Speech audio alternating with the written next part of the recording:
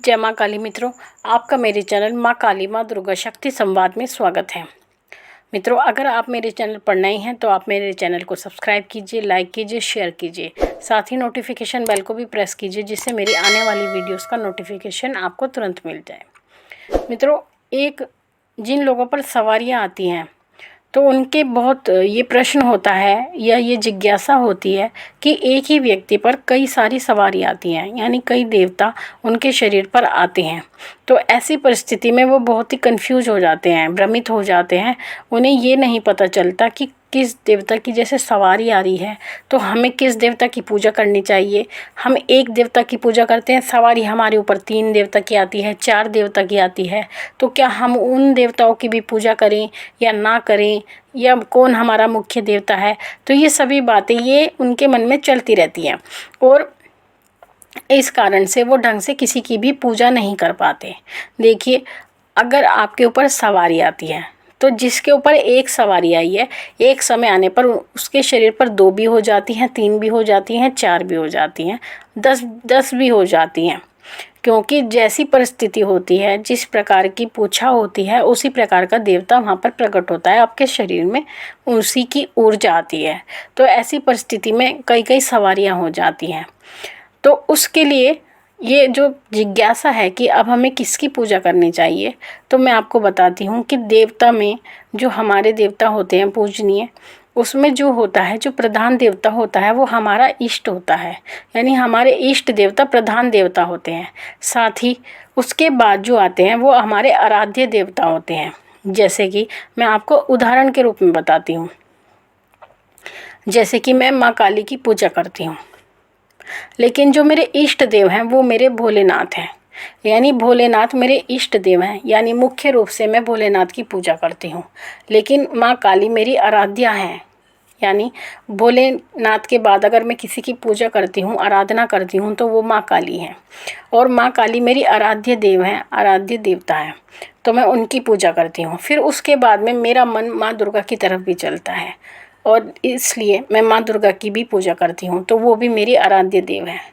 उसके बाद मेरे घर में बालाजी की पूजा भी होती है। तो जब मेरे घर में बालाजी की पूजा होती है तो मेरा मन फिर बालाजी की तरफ भी चलता है। तो बालाजी मेरे सहायक देवता हैं। और बालाजी दरबार में केवल बालाजी ही नहीं चलते, फिर बालाजी के साथ में सीताराम भगवान भी चलते हैं, क्योंकि बालाजी महाराज या बजरंग बाबा बिना सीताराम के कोई भी पूजा स्वीकार नहीं करते। तो इसलिए सबसे पहले, यानी बालाजी की पूजा से पहले हमें सीताराम जी का जाप करना पड़ता है, उनके नाम का जाप करना पड़ता है।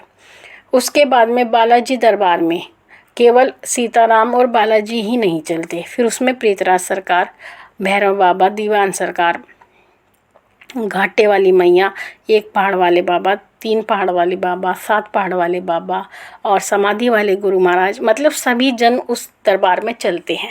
तो ये सभी देवता हैं, लेकिन ये सभी मेरे सहायक देवता हैं।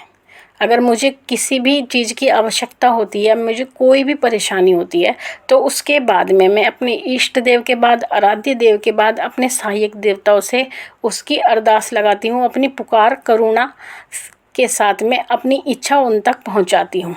तो वो सब भी मेरी प्रार्थना सुनते हैं। फिर ऐसी परिस्थिति में कि अब मुझे किसकी पूजा करनी चाहिए, तो मैं मुख्य रूप से भोलेनाथ की करती हूँ। मेरी आराध्या 2 हैं, माँ दुर्गा, माँ काली। उसके बाद में सहायक देवता हैं। तो मैं क्या करती हूँ, सबसे पहले मैं भोलेनाथ की पूजा करती हूँ क्योंकि वो मेरे इष्ट देव हैं। उसके बाद में मैं माँ दुर्गा की पूजा करती हूँ क्योंकि माँ दुर्गा का स्थान माँ काली से पहले आता है। फिर मैं माँ दुर्गा की पूजा करती हूँ, फिर मैं माँ काली की पूजा करती हूँ। फिर उसके बाद में मेरे सहायक देवता भी हैं, फिर मुझे उनकी भी पूजा करनी होती है। तो फिर मैं सीताराम जी की, बालाजी महाराज की पूजा करती हूँ। इनकी मैं मुख्य रूप से पूजा करती हूँ। लेकिन अब क्या रहता है कि अब जो बाकी देवता हैं, अब मैं उनकी पूजा कैसे करूँ, अब मैं उनके लिए क्या करूँ। तो ऐसी परिस्थिति में मैं भैरव जी के लिए भैरव जी की स्तुति करती हूँ, प्रेतराज जी के लिए प्रेतराज जी की स्तुति करती हूँ।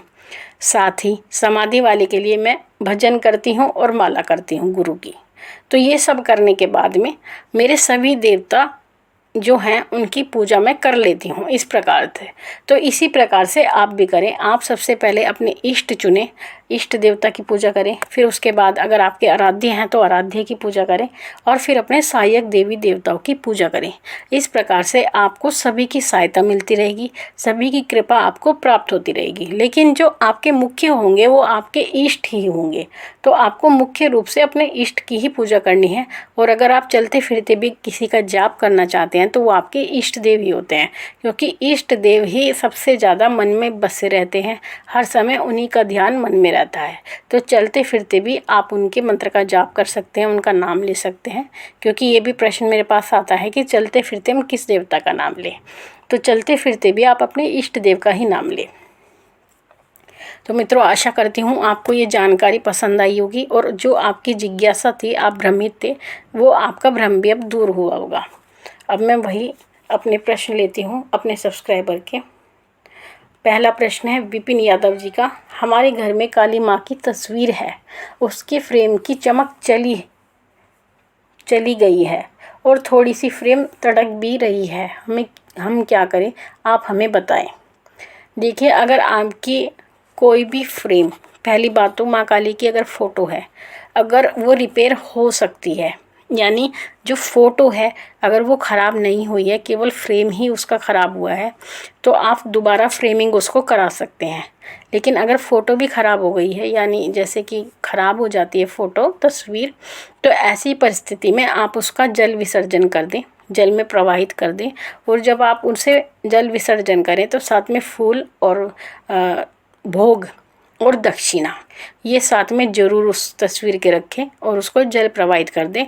और फिर दूसरी तस्वीर ला करके माँ की स्थापना करें। लेकिन ऐसा ना करें कि उस स्थान को खाली छोड़ें, यानी माँ काली की अगर आपके घर में तस्वीर थी तो आपको माँ काली की दूसरी तस्वीर लानी चाहिए, उनको सदैव के लिए विदा ना करें अपने घर से। अगला प्रश्न है दुर्गेश सक्सेना जी का। इन्होंने कहा है, माँ मैंने निरंकारी मिशन के संत को गुरु बनाया था। एक तू ही निरंकार ये मंत्र गुरु का है, पर वो मूर्ति पूजा अर्चना करने के लिए मना करते हैं, पर मैं तो पूजा अर्चना करती हूँ, मुझे दूसरे गुरु करना चाहिए या नहीं? उत्तर अवश्य दीजिए, आपकी कृपा होगी। देखिए दुर्गेश जी, आपने निरंकारी संत बनाए। पहली बात तो निरंकार वही होते हैं, यानी निरंकार का अर्थ होता है जिनका कोई आकार नहीं होता। तो जो निरंकारी मिशन वाले होते हैं वो ऐसे ईश्वर की पूजा करते हैं जिनका कोई आकार नहीं होता, यानी वो ईश्वर साकार रूप में नहीं होते जैसे अन्य देवी देवता हैं, जैसे हमारे भोलेनाथ, माँ काली, माँ दुर्गा, इस तरह से वो नहीं मानते। वो कहते हैं कि ईश्वर निराकार है और उनका कोई आकार नहीं है, वो केवल ऊर्जा पुंज के रूप में है। तो लेकिन आप साकार देवता की पूजा करते हैं जो साकार हैं, यानी जो उपस्थित हैं, जिनका रूप है। तो ऐसी परिस्थिति में आप निरंकार का भी मंत्र लिए रखी हैं और आप जो है साकार देवता की भी पूजा करती हैं। तो यहाँ अगर आपकी जो प्रॉब्लम है वो क्रिएट हो जाती है, आपको परेशानी खड़ी हो जाती है, क्योंकि जिस मार्ग पर आप चल रहे हैं आपको हमेशा उसी मार्ग का गुरु धारण करना चाहिए। क्योंकि गुरु का चुनाव ऐसा होता है कि जैसे कि जीवन साथी का चुनाव मनुष्य सोच समझ कर करता है, यानी जीवन साथी यानी जो पूरे जीवन आपके साथ चलते हैं, इसी प्रकार से गुरु का चुनाव भी किया जाता है। उसमें भी बहुत सारी सावधानियां रखी जाती हैं और अपनी परिस्थिति भी देखी जाती है और अपनी आवश्यकता भी देखी जाती है कि आपकी क्या आवश्यकता है, आप किस प्रकार की साधना में जा रहे हैं, आप किस मार्ग पर जा रहे हैं, और आपको उसी मार्ग से संबंधित गुरु बनाना चाहिए। तो ऐसी परिस्थिति में अगर आप मूर्ति पूजा करती हैं, यानी मूर्तियों की पूजा करती हैं, तो फिर निरंकार गुरु बनाने का औचित्य था नहीं, आपने गुरु गलत बनाया। तो ऐसी परिस्थिति में अगर आप साधना मार्ग पर जाना चाहती हैं तो आपको वही गुरु धारण करना पड़ेगा जो आपका इस मार्ग में पथ प्रदर्शन करें। तो अगर आप इस मार्ग पर जा रही हैं तो आप वही गुरु बनाएं, इससे ज़्यादा मैं आपको कोई सुझाव नहीं दे सकती। तो मित्रों, आशा करती हूँ आपको ये जानकारी अच्छी लगी होगी। माँ भगवती से यही प्रार्थना करती हूँ कि वो आपके भंडारे भरती रहे, आपकी सभी मनोकामनाओं को पूर्ण करती रहे। आपसे फिर मिलूँगी अपनी अगली वीडियो में, तब तक के लिए जय महाकाली, जय महाकाल।